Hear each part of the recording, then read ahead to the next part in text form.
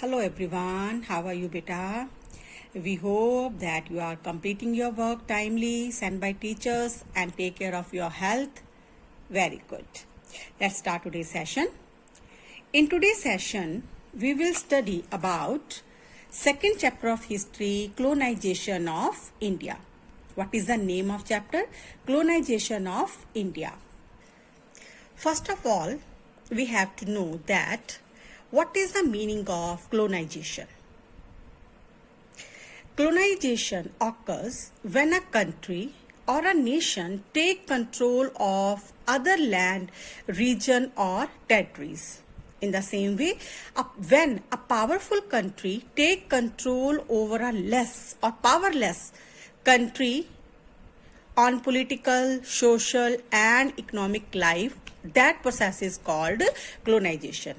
मतलब जब एक पावरफुल कंट्री किसी पावरलेस कंट्री को अपने कंट्रोल में कर लेता है, मींस उसकी पॉलिटिकल लाइफ, उसकी सोशल लाइफ, उसकी इकोनॉमिक लाइफ पे अपना असर डाल देता है, then we can say that this process is called colonization. आप कहोगे कि मैडम आप हमें ये क्यों समझा रहे हो? क्योंकि इंडिया भी जो है किसी टाइम पे ब्रिटिश के कंट्रोल में था. उन्होंने हमारी पॉलिटिकल लाइफ पे, सोशल लाइफ पे और इकोनॉमिक लाइफ को अपने कंट्रोल में कर लिया और 100% जो है हमारी लाइफ पे जो है ब्रिटिश लाइफ का जो है वो असर टोटल दिखने लगा. हम ये कह सकते हैं कि यहीं से जो हमारा वो पीरियड स्टार्ट होता है जब हम अंग्रेजों के गुलाम होते जाएंगे. ठीक है. And the beginning of the session we will under control of the British.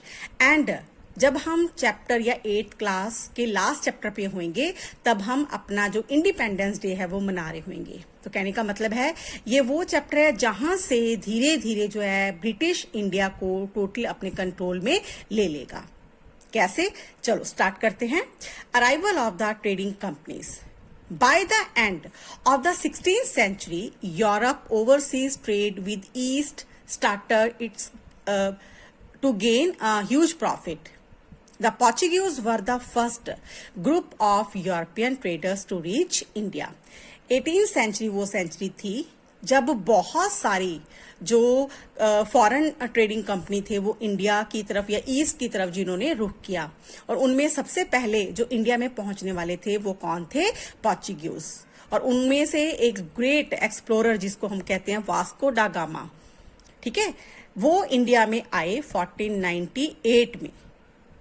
Then Vasco डा gamma was the first Portuguese explorer who came India in 1498.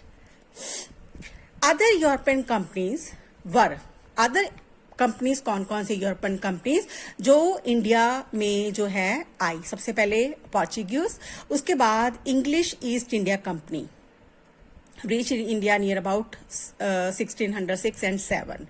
Dutch East India Company reached India या establish their factory in India near about 1602. French East India Company which established in 1664. और इन तीनों चारों कंपनियों में से जो सबसे ज्यादा स्ट्रांग थी वो थी इंग्लिश ईस्ट इंडिया कंपनी. उन्होंने अपनी जो सेटलमेंट है इंडिया में कब की, कैसे स्टार्ट की, चलिए देखते हैं. From all these companies the most powerful and strongest was EEIC यानी कि East India Company. And this company granted permission to establish trade settlement with the royal फरमान issued by Mughal ruler Jahangir. This company usually traded in Indian textile, indigo, saltpeter and spices like pepper, cardamom, cinnamon and cloves. यानी कि English east India company पहली company थी जिन्होंने India के साथ जो है वो ट्रेड रिलेशन जो है वो स्थापित किए. किसकी परमिशन के साथ? मुगल एम्परर जहांगीर के साथ. और ब्रिटिश जो इंग्लिश ईस्ट इंडिया कंपनी थी जो किस किस चीज का जो है वो ट्रेड करती थी?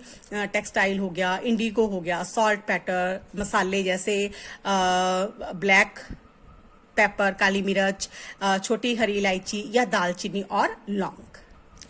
उसके बाद जैसे मैंने आपको बताया कि EEIC यानी कि इंग्लिश ईस्ट इंडिया कंपनी जो है सबसे ज्यादा पावरफुल थी, और उनको जो है कंपटीशन देने वालों में से कौन थे? Anglo French east India company. Okay, English east India company के साथ जो कंपटीशन सबसे ज्यादा दे सकते थे वो थे फ्रेंच। क्या हुआ? Middle 18th century English and French trade interest clash in the Carnatic. This led to 3 Anglo-French war in between 1744 to 1763. English East India defeated the French, and this company asked them as rival in Indian trade.